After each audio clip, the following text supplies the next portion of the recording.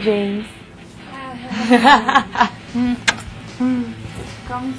Wait, I'll pull na lang this chair here. Okay. Wait, I brought in something, but I'm not sure if you're gonna like it. Semi-tunic, okay? So today, let's decide first kung like which one.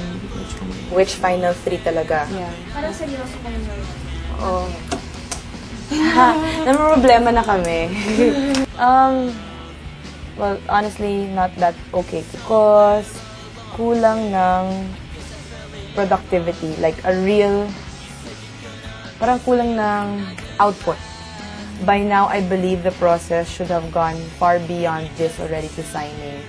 Hindi, kasi we're just all waiting for each other eh. No one's really, di ba? Yeah, true. True yun.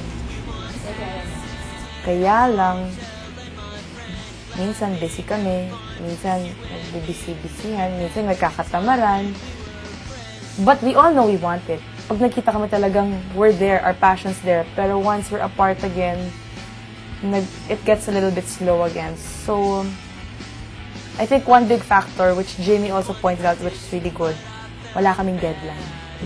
We're all busy, we all have our own schedules, but with this one, parang I feel like we lack focus, tapos naghihintayan lang kami, no one's really moving. No one's setting the deadline kasi it's our business. No one's demanding it from us. So we have to demand it on our own.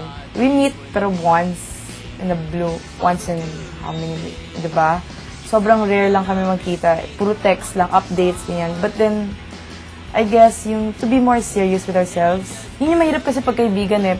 Parang lenient, lax kami. So if someone really goes like, okay, if you're not here, sorry, we're still gonna push through with this. Okay, di ba before 7? Which we feel na parang too much. Oo. Professional help, siguro, honestly, I believe we can make it, okay? Creative naman kaming people, smart, beautiful people, diba? Siguro, help in terms of the more technical things. Like, okay, when it comes to sizing, when I started my business, ganito karami ang una kong ginawa.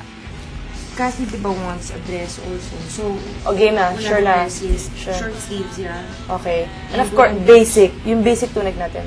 This is how to play it safe. Ganito muna yung orders nyo. Just the technical stuff.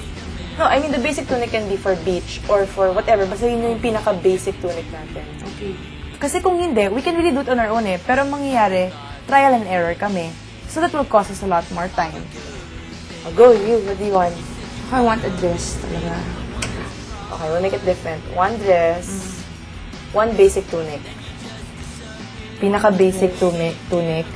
And then, yung third, it's either we make it the sleeveless or ano pa ba yung choices? Actually, nahirapan na talaga kami with design, kaya ganon. Although, when it comes to personality naman, I think we give way naman eh. We just want to respect each other's boundaries na ayaw namin sabihin, no, this is what we have to do. I mean, according dun sa yung mga changes na gusto nyo, kaya ko naman eh. Uy, anong tingin yun? Kaya ko nga. Siyempre, you're working with someone. Are you okay with it? And then, I think we're pretty much open naman. Kahit paano, open kami na parang, hindi ko gusto Jamie. Or, okay lang, child. Pero, pag may narinig ka ng pero, alam mo, hindi okay yung sinuggest ko. Pero, we were giving each other leeway na, let's adjust this. Which is good. Once before? No, not so much on that. Not so much in that. Come on, I haven't had sleep for 2 days. Wala. Give me a copy. I can draw it and I can tweak it. In terms of overanalyzing, pwede rin na masyado namin, well, it's really because we took it for granted. Na parang, we know we can do it. We know we can make the business. And then, nagkakalabuan. Hindi, ikaw yung nagko-color eh. Hindi, diba you can really draw? Remember? I can draw, but yeah, I can draw.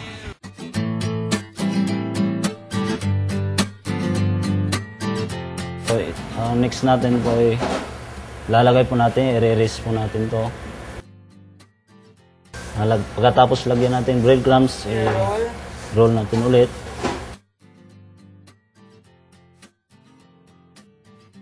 So, re-rest po natin to, mga 30 minutes bago 30 natin. minutes. Para saan po yun, yung pag-rest? Para ma-rest yung dough niya. Parang ano, hindi siya titigas. Sige, bantayin ko na lang siya 30 Ayan. minutes.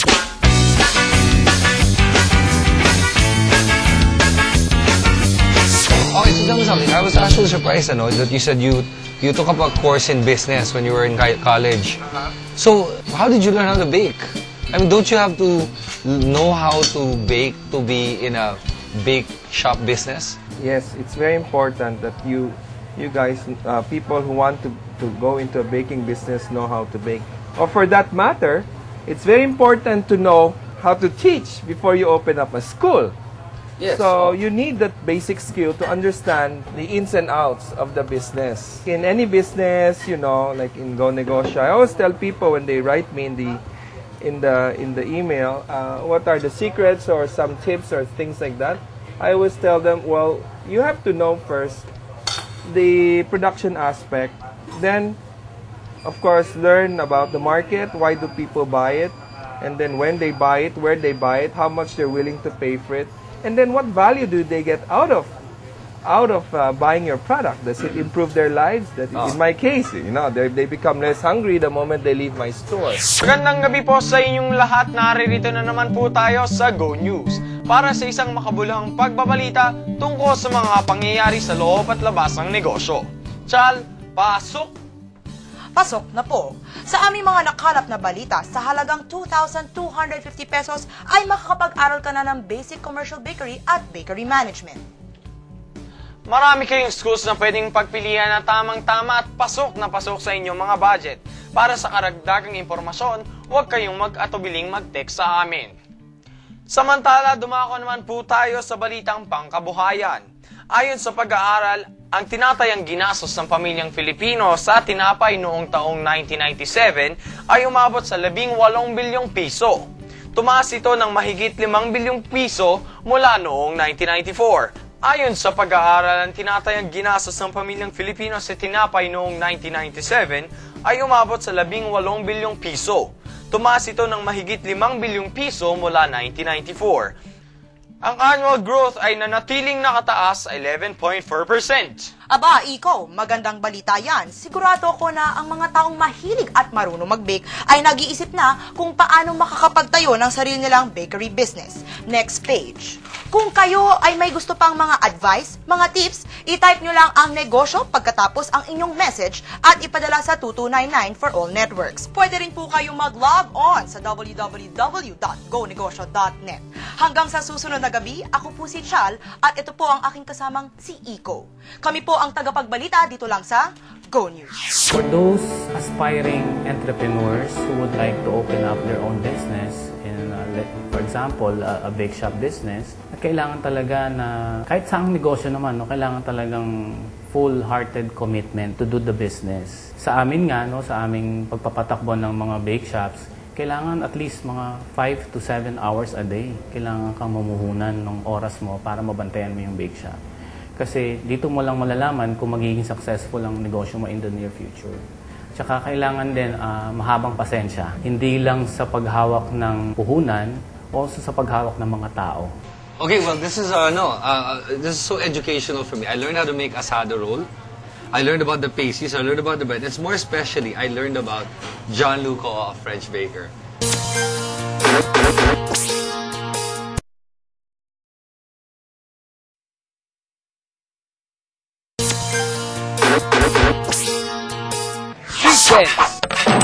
Bakit ka bumibili ng tinapay?